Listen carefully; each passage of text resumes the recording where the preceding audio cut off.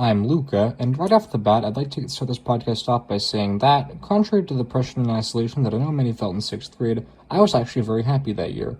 I know that, looking back, it might seem a bit insensitive to say that, but I really did feel that way. I had few obligations, ignored the homework that I did have, and could just stay at home all day, which is made better by the fact that I was never much for socializing or sports to begin with, and I just then discovered the novel concept of communicating and playing games with friends over the internet. When the grade ended, though, and I was sent to in-person middle school for the first time, things unfortunately took a turn for the worst.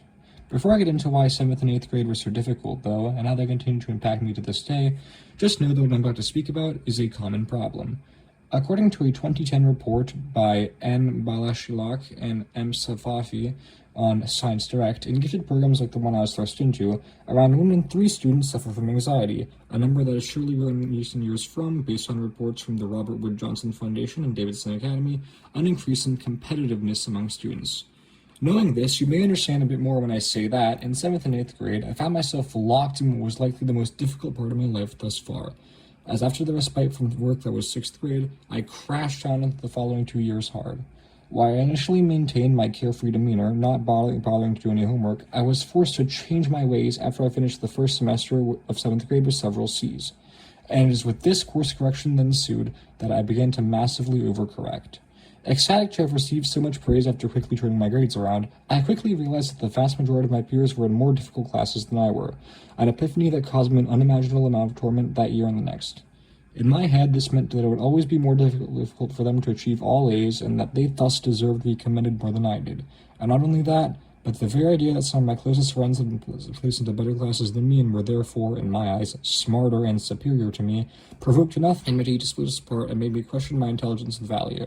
The ultimate culmination of this was the main issue that I'd like to tackle, that being the competition that I perceived myself as being part of due to my fight to maintain my image as a good student, and the stress it led to as I tried far too hard at school to regain some sense of pride.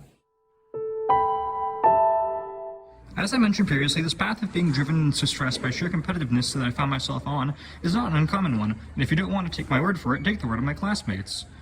This is Aiden from the HDM, and I'd just like to ask him, do you feel stressed because of school? Yes. This is Yaron, and I'd just like to ask them, do you feel stressed because of school? Or have you? Yes. This is Namjoon, I'd just like to ask, have you ever felt stressed because of school? Yeah, I have felt stressed because of school. And would you say that you felt for some of the stress is because you feel the need to compete with your peers in some way? Yes, definitely. I have always felt that a lot of the stress I have comes from me feeling that I wasn't good enough, that, the other people were doing so much more than I was. Yeah, like feeling like someone's ahead of me in computer science or math or history and having to work hard to compensate that even though there's no need to. So it just stresses you out more. When test scores come out or when school schedules come out and my peers have done better than I have, I feel like I haven't done enough or I'm not kind of meeting the standard that's represented in my school. You may wonder, though, what exactly I mean by competition. After all, I don't see gifted students actively sabotaging each other. Instead, the issue runs a lot deeper and involves the very atmosphere of the HGM with its way of turning ambition to succeed to resentment that others are succeeding more. Class progression and grades are divided linearly into levels like Algebra 1 and 2, and students in the middle of these classes, grade-wise or in lower classes, even if they are doing well, are used to being called gifted and may feel the status is threatened if others are better than them. Gifted programs can always foster unhealthy one-upmanship among already excelling students. This idea that unilateral competition and by extension a desire to be better than others fuels all manner of other issues besides the inherent ones of stress, the incredibly depressing perception that all peers are enemies, and eventually burnout from overworking.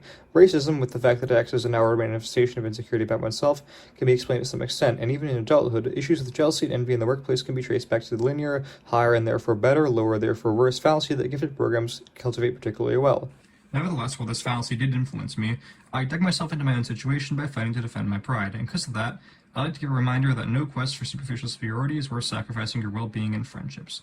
Though it seems pointless to tell this to someone in an environment that seems to confirm their fears, it is true that driving yourself to madness over a self-imposed competition with oblivious peers is unwarranted, and if anyone listening just can't seem to find a way out, I can only tell them that they may not even remember their struggle in a few years and advise them to stay hopeful. I'd like to thank the Davidson Academy, Robert Wood Johnson Foundation, and Science Direct for the research behind this podcast, as well as Soundtrap for the music. And to you, the listener, I'd like to thank you for taking your time out of your day to hear me ramble on, and hope that I could help you.